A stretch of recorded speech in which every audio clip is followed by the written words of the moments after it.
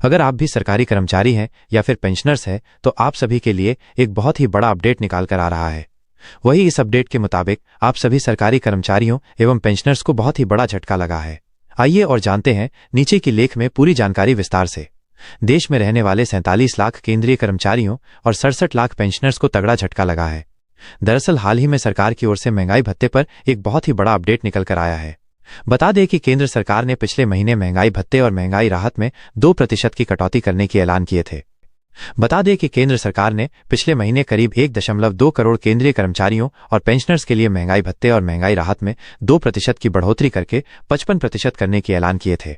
बता दें कि ये 2% महंगाई भत्ता बढ़ोतरी पिछले 78 महीना में सबसे कम थे, लेकिन अब इस कैलेंडर ईयर 2025 के पहले 3 महीना में महंगाई भत्ता में और गिरावट से संकेत मिल रहे हैं कि अगले महंगाई भत्ता संशोधन में केंद्रीय कर्मचारियों की बेसिक सैलरी में 2% कम या यहां तक कि 0% कम या यहां तक कि 0% बढ़ोतरी देखने को मिल सकते हैं।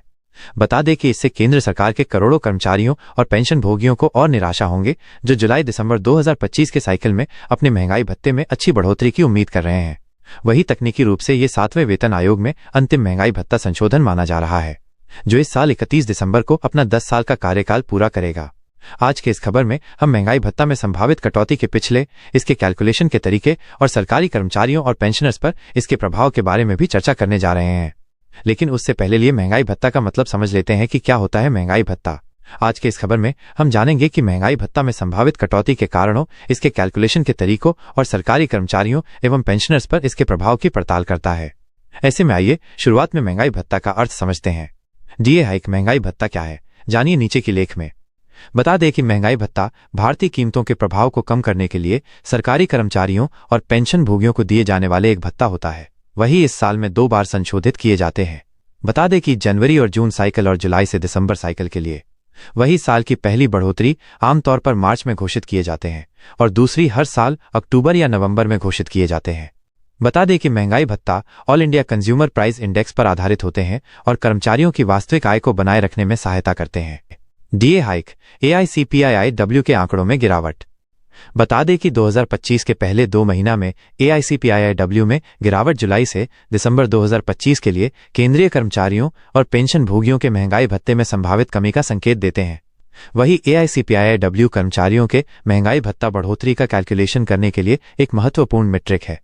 इसीलिए आप जब हमारे पास इस साल के पहले 2 महीना के लिए AICPIIW डेटा है और अगर गिरावट का सिलसिला अगले 4 महीना तक जारी रहते हैं तो ये सुनिश्चित होंगे कि केंद्रीय कर्मचारियों और सेवानिवृत्ति व्यक्तियों को 2% से कम महंगाई भत्ता बढ़ोतरी या यहां तक कि 0% हाइक के साथ समझौता करने पड़ सकते हैं। AICPIIW वो इंडेक्स होता है जो महंगाई भत्ते में वृद्धि निर्धारित करते हैं। बता दें कि ये श्रम मंत्रालय के लेबर ब्यूरो द्वारा जारी किए जाते हैं।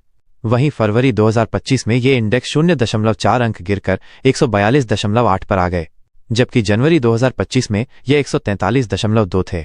वहीं ये गिरावट महंगाई भत्ता में वृद्धि को प्रभावित कर सकते हैं।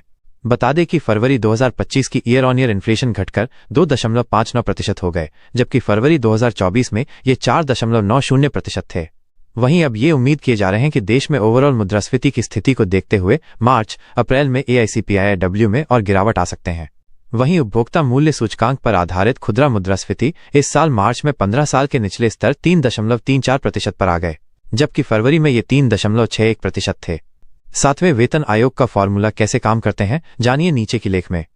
बता दें कि पहले महंगाई भत्ता बढ़ोतरी का कैलकुलेशन बेस्ड ईयर 2001 के साथ AICPI के आधार पर किए जाते थे। वही बाद में इसे सितंबर 2025 से महंगाई भत्ता कैलकुलेशन के लिए बेस ईयर 2016 के साथ एक नए AICPI के साथ बदल दिए गए हैं।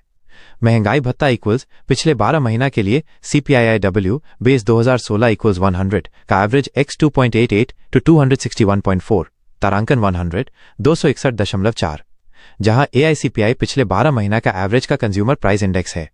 वही 7वें वेतन आयोग द्वारा निर्धारित बेस इंडेक्स 261.4 है। ऐसे में अगर इंडेक्स के आंकड़े नहीं सुधरे तो जुलाई 2025 का महंगाई भत्ता संशोधन बहुत ही कम देखने को मिलेंगे। वहीं इससे कर्मचारियों का वेतन और पेंशनर्स का मासिक भत्ता प्रभावित होंगे, क्योंकि महंगाई भत्ता वेतन और भत्ते का महत्वपूर्ण हिस्सा है।